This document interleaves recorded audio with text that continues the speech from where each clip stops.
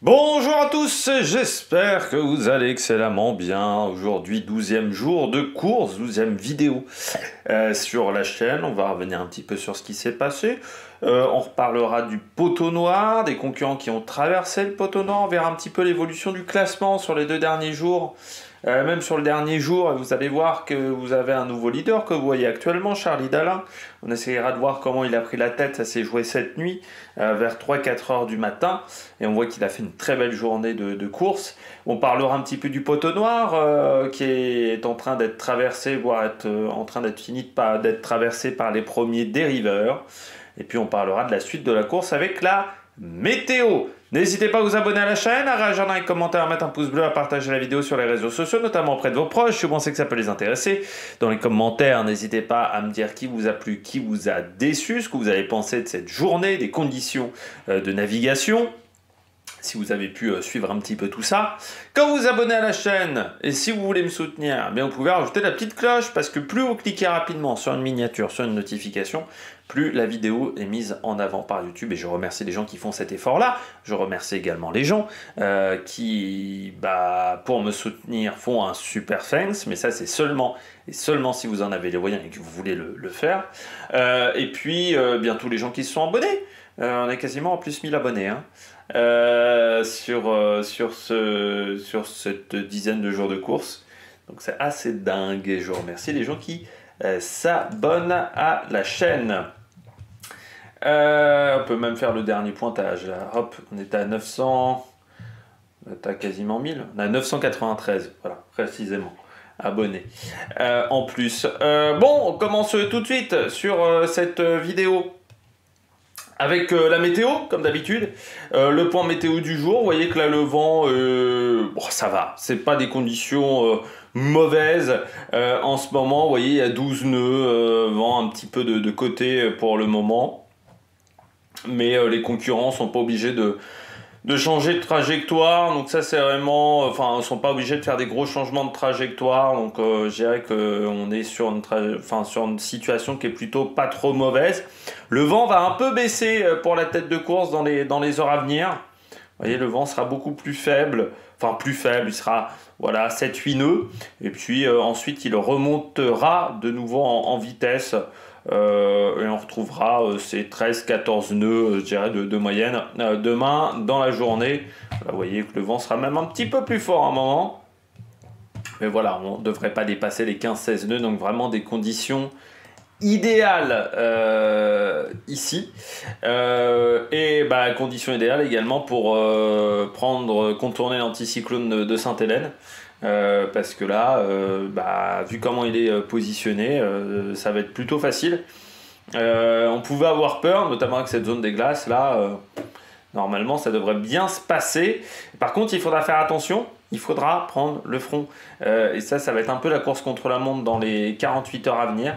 C'est-à-dire essayer d'aller le plus vite possible pour aller choper ce premier front et se faire catapulter ici, vers l'Afrique du Sud, quasiment sur ce premier front. Et ça veut dire que ceux qui arriveront à l'avoir prendront un avantage sur leurs poursuivants, un avantage qui pourrait s'avérer décisif pour la suite de la course. Donc ça va être un moment important qu'il ne faudra pas rater. Et si vous le ratez de pas grand-chose, vous allez avoir des gros regrets au niveau de la situation climatique. Donc voilà, vous voyez, là, il y a les fronts, hein, c'est les fronts des mers du Sud. Le premier front que vous pouvez prendre, il se forme à peu près là. Et là, il va falloir être doué pour aller le récupérer. Donc, il va falloir aller vite maintenant pour récupérer ce front le plus vite possible et être catapulté ensuite vers l'Afrique du Sud parce que ça pourrait être un réel avantage pour aller jusqu'au cap de Bonne-Espérance dans des conditions de mer en plus qui ne devraient pas être trop catastrophiques. Donc ça aussi c'est un petit peu l'idéal. On n'a pas encore la météo un petit peu plus tard. Mais vous voyez que là c'est vraiment l'objectif de la plupart de ces concurrents. C'est de bombarder là, sur les 2 prochains jours pour tenter de récupérer ces fronts qui se forment. Aujourd'hui, si on regarde une carte, on est où? On est donc au large du Brésil. Toujours le Brésil ici. Et on n'est pas très loin de Fernando de Noronha. Il y a même 2 concurrents qui vont le passer d'ici midi. Fernando de Noronha, qui est une petite île donc au large du Brésil. Donc voilà, une île très connue des navigateurs. et on va voilà, la contourner, alors soit passer d'un côté ou de l'autre de Fernando de Noronha. Donc ça devrait plutôt bien se passer dans la prochaine heure, je pense, hein, il devrait passer Fernando de Noronha. Puis ensuite, descendre la côte brésilienne. Demain, je pense qu'on sera toujours le long du Brésil. On ne sera pas encore du côté de l'Argentine. De toute façon, on sera assez loin de l'Argentine, hein, potentiellement. Mais voilà, au niveau d'une carte, comme vous pouvez le voir. On a les temps de passage du côté. Alors les temps de passage, on les fera un petit peu plus tard. On va commencer déjà par les petits problèmes de certains concurrents. On va commencer par Nicolas Lundven. Nicolas Lundven qui, hop là, on se rapproche un petit peu de lui. Nicolas Lundven qui a eu un petit souci qui aurait pu être grave quand même. Un petit souci au niveau de son ballast. En fait, il a une vitre au niveau de son ballast. Donc il ne sait pas pourquoi, il y a eu des fuites au niveau de cette vitre. Donc il a refait, il a stratifié la zone. Alors, je ne sais pas si c'est vraiment stratifié, mais il a refait du composite. C'est ce qu'il a dit, hein, pour régler le problème. Mais l'avantage, c'est qu'il s'en est aperçu très rapidement parce qu'il était en train de dormir dans sa bannette. Donc il a senti de l'eau au niveau de ses pieds. Il s'est dit, pas normal ça, l'eau au niveau des pieds. Et puis il a réussi à rectifier le tir très vite. Donc ça, c'est bien pour Nicolas Lundven de ce côté-là. On a toujours Jinkyu Shu pour le moment. Toujours des petits soucis au niveau de son épaule qui ont l'air de rester.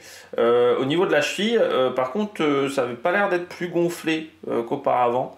Voilà, je me fie à sa vidéo en sachant qu'il parle très très vite. Donc je suis pas un génie en anglais, donc le chinois est une langue qui se parle très vite, j'ai l'impression, et ce qui fait qu'avec la traduction en anglais c'est très très dur. Avec mon niveau d'anglais c'est pas suffisant. Mon niveau d'anglais qui était pas foufou. Et puis on passe à Jérémy Bayou. Information de la matinée du côté de Jérémy Bayou. Touché au genou. Jérémy Bayou, il a fait une manœuvre. Il a pris un coup dans le genou. Genou qui a gonflé désormais. Et surtout, il a du mal à le plier. Et ça, c'est pas très rassurant quand on sait ce qui s'est passé avec Maxime Sorel. Donc, on va voir comment la situation évolue dans les heures à venir du côté de Jérémy Bayou, qui pour l'instant a une moyenne qui est pas dégueulasse. Hein. Il est au niveau de Bestaven, notamment Nicolas Lundven. Voilà, il est dans la moyenne du groupe de tête. Mais il faudra avoir un petit œil sur Jérémy Bayou, sur cette situation au niveau du genou, et surtout le fait d'avoir du mal à le plier, ce qui n'est pas très rassurant du côté de Jérémy Bayou. Même lui s'en inquiétait un petit peu ce matin à la vacation. Et ben voilà, c'est les seules informations que j'avais à vous donner. Il n'y avait pas de grands points Fabrice Amédéo, il n'y avait pas de grands points Romain Attanasio, qui a l'air d'aller bien quand même, Romain Attanasio, parce qu'il disait qu'il mangeait peu, mais les vitesses sont bonnes, donc ça c'est plutôt intéressant. On va faire un point sur les derniers concurrents. Déjà, on va commencer, parce que c'est vrai qu'on n'en a pas parlé hier, des derniers concurrents. On va parler de Salbosch Verès, qui a repris un peu de vent. Salbosch Verès, voilà, vous voyez, bon, ça reste quand même compliqué parce que lui il est dans une situation vraiment molle, avec un vent qui n'est pas exceptionnel, mais là je dirais que ça commence à augmenter. Dans les heures à venir, ça va rebaisser, donc c'est pas top, mais il n'est pas encore passé au large des Canaries, avec ce problème de grand voile qui l'a handicapé. Au niveau de la vitesse du bateau, elle me semble pas déconnante par rapport aux conditions qu'il a. Encore une fois, il a rarement dépassé les 10 nœuds de vent, donc il arrive à avoir des vitesses proches de 10 nœuds. Donc je dirais qu'on est sur des vitesses qui sont plutôt bonnes pour son bateau, donc ça veut dire qu'il est reparti avec un bateau vraiment en pleine forme du côté de Salbosch Verès. Jinkyu Shu, lui, il est toujours un petit peu à l'arrière de la flotte. Il a quand même pour le moment 700 000 quasiment d'avance sur Salbosch Verès, mais il a quand même du retard sur Dennis Van Venberg. Un beau retard quand même sur Dennis Van Venberg. Oui, on est quasiment sur 150 000. Toujours ce petit problème de cheville et problème d'épaule, mais qu'il essaye de régler un maximum. Après, en termes de vitesse pure, ça fait un peu mal, quoi. Il a rarement fait des grosses journées en termes de vitesse. Il a du mal à dépasser les 300 000 par jour. Et ça, c'est sûr que c'est pas l'idéal du tout pour Jin Kung Shu. Ouais, c'est pas suffisant. Surtout qu'il a encore une fois un bateau à foil. Donc, bon, c'est un peu gênant, je trouve, en termes de vitesse.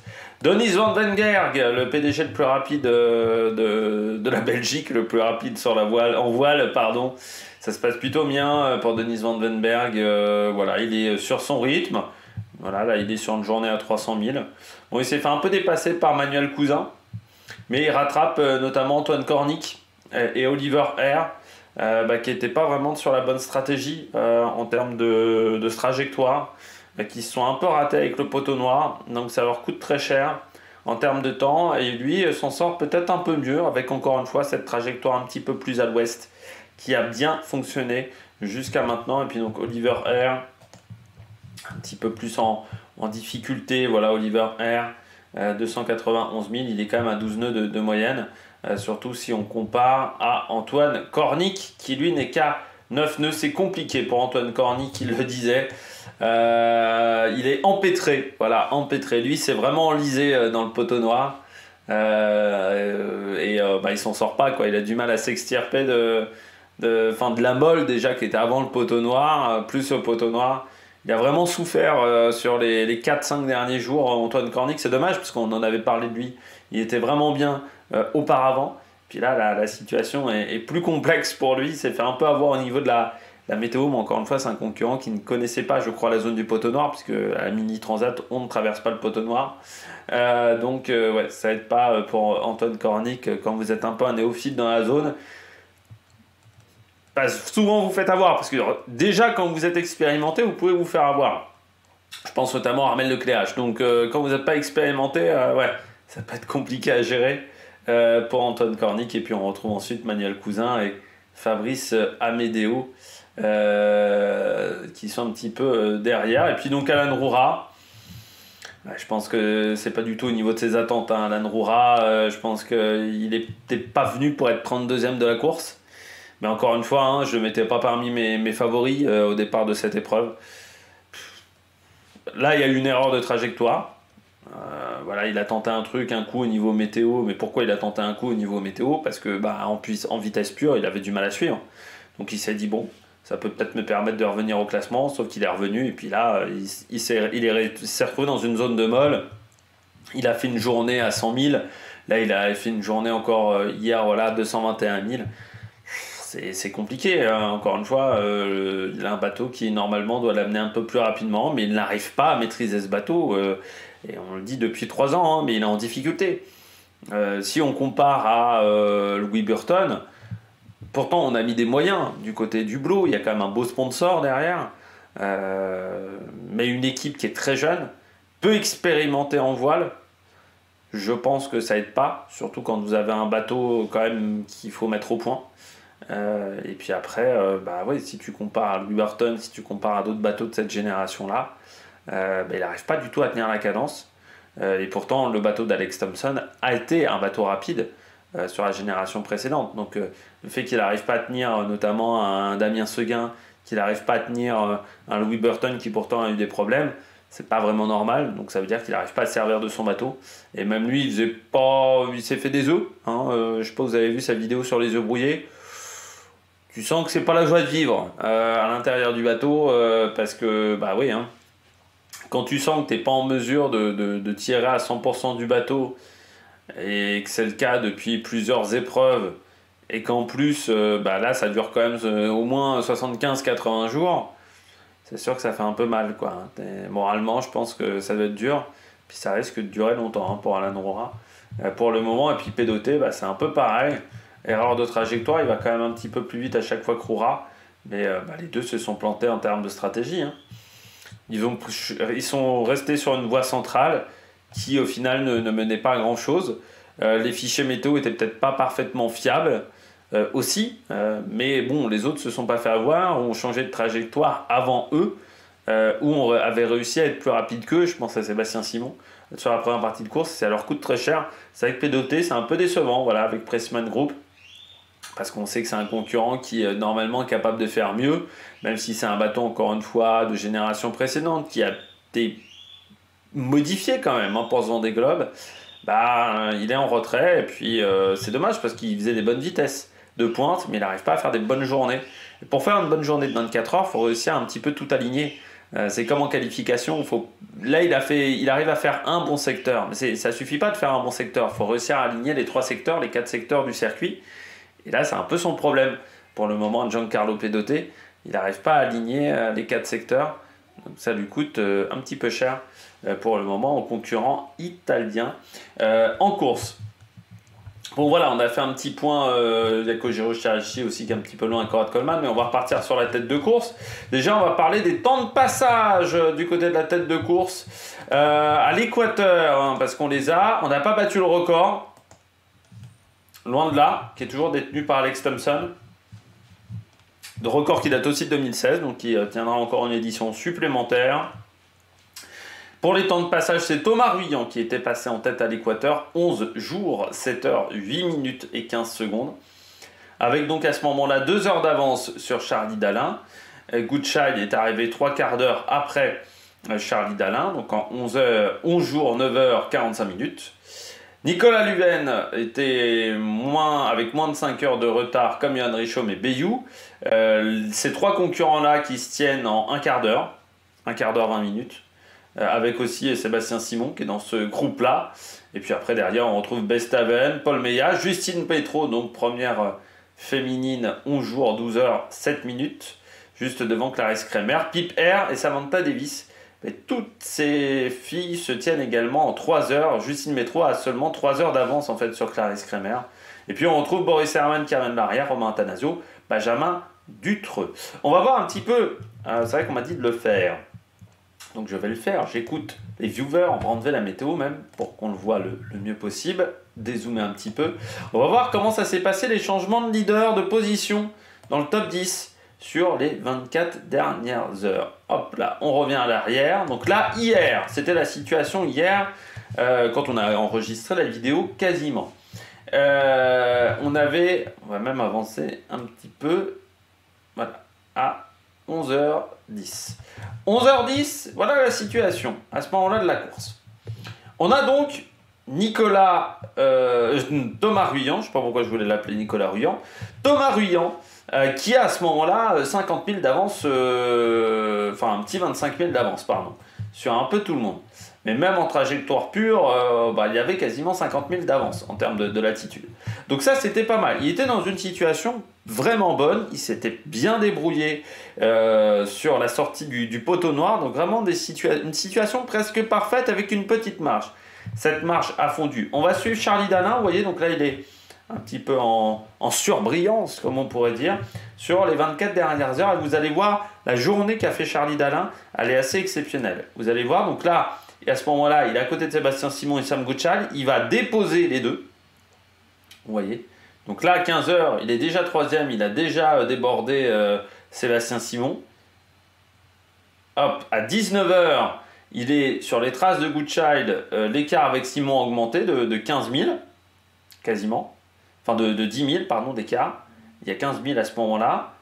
Là, on avance à 23h, il passe devant Goodchild et c'est vraiment à partir de 19h que ça va être un show Charlie Dalin, vous allez voir. Donc là, à 19h, il est encore derrière. Là, il passe devant à ce moment-là, au point de 23h. Il avance, il avance, il avance, il avance, il avance, il avance. À 3h du mat, il n'y a plus que 4000 de retard. À 7h, il passe en tête avec à ce moment-là 3000 d'avance. Et désormais, eh bien, il a 12 000. 1000 d'avance.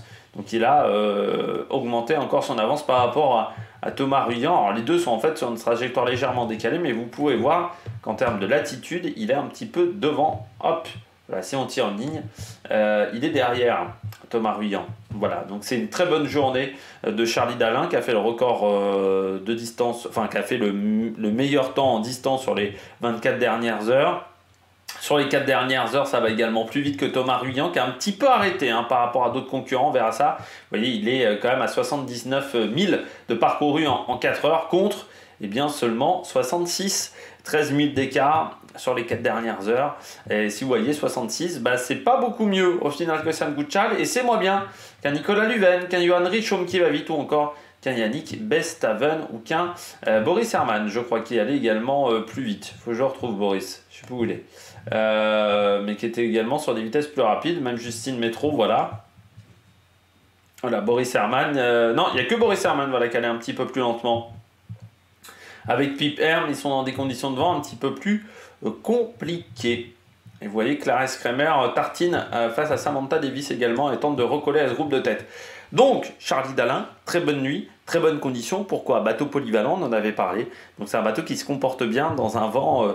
Comme il est polyvalent, c'est pas forcément le bateau le plus rapide au portant. Par contre, c'est un bateau qui est très régulier en termes de performance. Et vous voyez que Charlie Dalin, il est rarement sorti du top 10 depuis le début de course. Il a rarement donc aussi été en tête, parce que je crois que c'est, si j'ai cette statistique-là, Charlie Dalin, c'est que la 10e fois qu'il est en tête, donc c'est moins que Jean Le Cam, c'est moins que Sam Goodchild. Mais par contre, on voit qu'il est toujours très régulier depuis le début de course. Et c'est ce qui fait la différence aussi avec Charlie Dalin. Et là, hier, dans des conditions mixtes, on va dire, en termes de conditions de vent, eh bien, il a réussi à très très bien s'en sortir. Thomas Ruyant, donc voilà, qui était en tête il y a 24 heures, là ça a été un petit peu plus compliqué. Voilà, quand vous voyez l'avance qu'il avait, il s'est fait rattraper par ses petits camarades. Thomas Ruyant, donc désormais deuxième, avec une vitesse qui n'est pas exceptionnelle. Alors est-ce que c'est son bateau qui n'arrive pas à être efficace dans ces conditions-là? Peut-être. Encore une fois, il a fait un bateau pour le portant. On n'est pas dans des situations de vent portant en ce moment.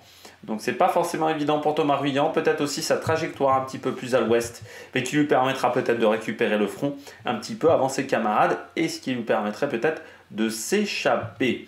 Derrière, le petit peloton avec un Sébastien Simon qui a retrouvé quand même du poil de la bête, et Sam Goodchild toujours dans une sorte de no man's land. Alors Ouest France disait 3 concurrents qui s'échappent à l'avant de la course.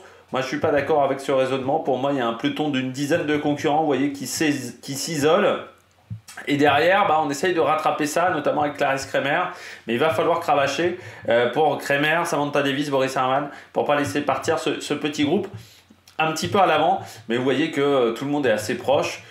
Chez Jérémy Bayou, pour l'instant 469 000, c'est assez proche de ce qu'est capable de faire Johan Richomme, qui est le plus rapide de ce deuxième groupe, avec 75 000 parcourus sur les 4 dernières heures, 451 000 parcourus sur les 24 dernières heures, et 75 c'était sur les 4 dernières heures. Et on va voir un petit peu la trajectoire de Johan Richomme. On va se concentrer sur Johan Richomme qui est désormais 6e, parce que hier elle a vu un petit coup de mou, Johan Richomme. On en avait parlé, il avait perdu des positions. Voilà, il était même au top 10, mais seulement au top 10. Et vous allez voir qu'il a vraiment accéléré. C'est ce que montrait bien Yannick Bestaven, où il était toute voile dehors, vraiment à fond. Et ce qui fait qu'il a plus tapé dans son bateau, je pense, que ses adversaires. Ce qui lui permet de remonter au classement. On voit là, hop là, il passe Jérémy Bayou. Là, c'était en début de nuit. Il va passer devant Jérémy Bayou. Voilà. Il se retrouve ensuite derrière. Ça, c'est Nicolas Luneven. Et qui aime bien faire la même. Il aime bien copier Nicolas Luneven. C'est moqué de lui, le concurrent français. Et vous voyez, il va passer devant Holcim PRB en fin de nuit. Et voilà, l'écart désormais augmente également. Un petit peu avec Nicolas Luneven. Enfin, les deux sont très proches, mais. Vous savez que voilà, il était au niveau quasiment de Paul Meillat, et désormais il lui a collé quand même 15 000 dans la tête à Paul Meillat, donc ça va un petit peu mal. Justine Métro, elle est toujours dans ce groupe-là, un petit peu à l'extérieur, un petit peu plus à l'est. Justine Métro en termes de trajectoire, on peut le voir, qui maintient un petit peu son écart. Hein. Si on regarde sur les 24 dernières heures, elle est toujours un petit peu décalée. Comme vous pouvez le voir, vers l'est. Donc c'est sa trajectoire. On va voir si ça va marcher. Et puis vous avez également Sébastien Simon qui est plein est, mais lui c'est quasiment depuis le début de la fin de l'Atlantique Nord, où il était déjà décalé plein est. Donc voilà, il est toujours sur une stratégie légèrement différente. Donc je pense que Goodchild, Simon et Métro vont passer à l'est de Noronea. Les autres vont plutôt passer à l'ouest. Ça fait peu de différence, hein. De toute manière, on voyait que c'était hier sur la carte faite par la chronique VTO du Vendée Globe, qui n'est pas exceptionnelle, mais il y avait quand même une donnée intéressante. C'était le routage qu'ils avaient effectué. Et on voyait bien que la voie ouest semblait un petit peu plus rapide que la voie est, mais c'était pas encore assuré. L'écart de vitesse n'était pas si exceptionnel que ça. Et en plus, ils avaient pris de routes un peu plus différentes que là maintenant. Donc on va voir ce que ça va donner dans les heures à venir. Derrière, Clarisse Kremer. Alors on va voir l'écart. Tiens, Clarisse, hop, on va faire également ce déroulé de 24 heures. Clarisse Kremer, elle n'a pas fait forcément d'excellentes 24 dernières heures. Hop, là, il est 11 heures. On est le 21, donc on est hier. Voilà, à 11 heures, elle est pas très loin de ce groupe-là. Et puis, l'élastique va s'agrandir, s'agrandir, s'agrandir, s'agrandir, s'agrandir, s'agrandir. On voit qu'avec Samantha Davis, elle reste extrêmement proche. Et ça commence à s'échapper un petit peu par devant. Elle a du mal à suivre la cadence. Donc ça, c'est pas une bonne nouvelle pour Clarisse Kremer. Donc il va falloir accélérer le rythme pour essayer de recoller. Comme Samantha Davis aussi, qui est dans la même situation. Alors c'est bizarre parce qu'elles vont vite sur les 4 dernières heures. Quasiment 76 000 de parcouru. Et Samantha Davis, 73. Mais sur la journée complète, ça a été plus compliqué. Pip Air, elle, était dans du vent un petit peu plus faible. Ça s'est senti, ça a été un peu compliqué. Boris Herrmann est revenu un petit peu, mais il reste bloqué à 150 000 de retard. Boris Herrmann, encore une fois, avec un bateau qui n'est pas forcément fait pour ces conditions-là. Donc il mange un petit peu son pas noir, il est quand même bien remonté. Et puis dans ce deuxième peloton, vous avez Benjamin Dutreux et Romain Attanasio qui ferment un petit peu ce groupe-là parce que ça commence à être loin pour Damien Seguin. Damien Seguin aussi, c'est une déception quand même sur ce début de Vendée Globe pour le moment. Il a du mal à être rapide, il a du mal à être dans le top 10 tout simplement. Il est toujours assez loin de ce groupe-là. Donc c'est un petit peu dommageable. Et puis on retrouve Louis Burton et Jean Lecam, mais là on est déjà loin, on est déjà à plus de 300 000. Donc Damien Seguin, il est déjà plus dans le premier peloton, et Louis Burton, je pense qu'il est déjà plus dans le même schéma météo que les bateaux de tête. Donc c'est aussi ce qui peut être un problème. Bon, derrière, c'est la débandade, pour les dériveurs notamment, c'est compliqué. Il n'y a pas de vent, il n'y a pas beaucoup de vent, et c'est bloqué, c'est bloqué, c'est bloqué. Donc vous voyez Benjamin Ferré qui est là-dedans aussi. Vous avez Eric Bellion, voilà, tout le monde est un petit peu empêtré en ce moment. Violette d'Orange, on n'est pas sur des grosses vitesses. Et surtout, on n'est pas en mesure de rivaliser. Donc ça, c'est clair et net. Violette d'Orange qui a fait quand même une belle journée. Si on compare à Jean Le Cam. Violette d'Orange, ouais, très bonne journée. 279 000. C'est vraiment bien. C'est plus qu'Arnaud Boissière. C'est bien mieux que la plupart de ses concurrents directs. Et c'est mieux également que Louis Duc, qui n'a pas fait une grande journée, et Tanguy Le Turquet. La voie ouest qui n'a pas fonctionné pour les dériveurs sur ces dernières heures. Par contre, devant, oui, on voit qu'on est largué. C'est une autre course, comme on avait aux 24 heures du Mans, avec les moteurs diesel, les moteurs essence, c'est un petit peu pareil. On est dans une autre course, voilà, avec les dériveurs qui se battent entre eux. Alors il y a un beau match, parce que pour l'instant, entre les dériveurs, Jean Le Cam est en tête, mais vous voyez que Jean Le Cam, il a que 20 000 d'avance sur Eric Bellion. Violette d'Orange est pas très loin derrière, et tout le monde est dans le même bateau, on va dire. C'est très proche, mais très bonne journée de Violette d'Orange. Alors là, elle a fait des bons choix. Elle s'est redécalée avec Eric Bellion, et ça marche. Bon, et pour une fille qui connaissait pas le poteau noir, je trouve qu'elle s'en est très bien tirée pour une bisu, Violette d'Orange, parce que voilà, le poteau noir, c'est quelque chose. Et on voit, quand vous regardez le groupe de tête, ceux qui s'en sont bien tirés sur le poteau noir. Charlie Dalin, Ruyant, ils ont déjà fini avant des globes. Sébastien Simon et Goodchild qui ont eu un petit peu plus de difficultés, eux, c'est des concurrents qui... Simon a dû passer une fois, et encore, j'ai même plus souvenir, parce que comme il avait abandonné super vite il y a 4 ans, et Goodchild, il l'a pas passé souvent non plus.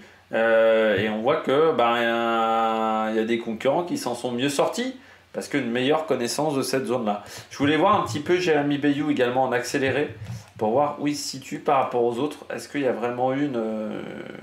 Voilà, là hier à 11h, on retrouve, il est avec Paul Meillat, donc non, là il accélère bien avec Johan Richomme. Bon, Johan Richomme va plus vite que les autres. clair et net.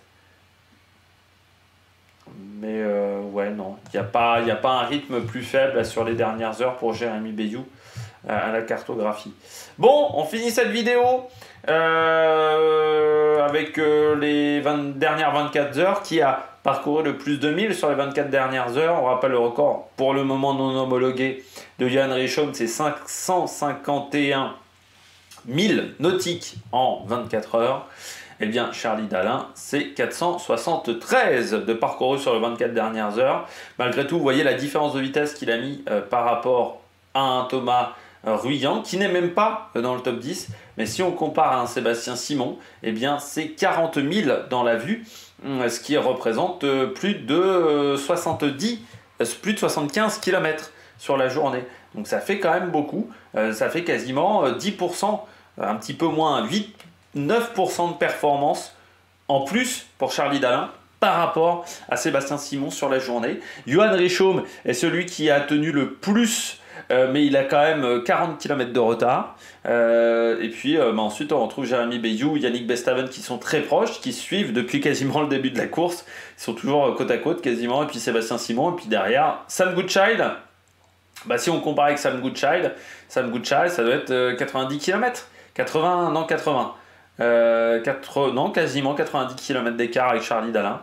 Et si on compare Charlie Dalin par rapport à son ancien bateau, celui de Clarisse Kremer, eh bien Clarisse Kremer elle a fait 732 km contre 877, c'est-à-dire quasiment 150 km d'écart entre les deux. Donc ça montre bien que le nouveau-né de Charlie Dalin est plus performant que son ancien bateau, parce que des fois c'est pas aussi visible, hein. Justine Métro et Jérémy Bayou, il y a un écart mais qui n'est pas aussi important entre les deux bateaux. Là on voit qu'il y a vraiment une différence de niveau entre ces deux bateaux là. Donc ça se passe plutôt bien en ce moment pour Charlie Dalin.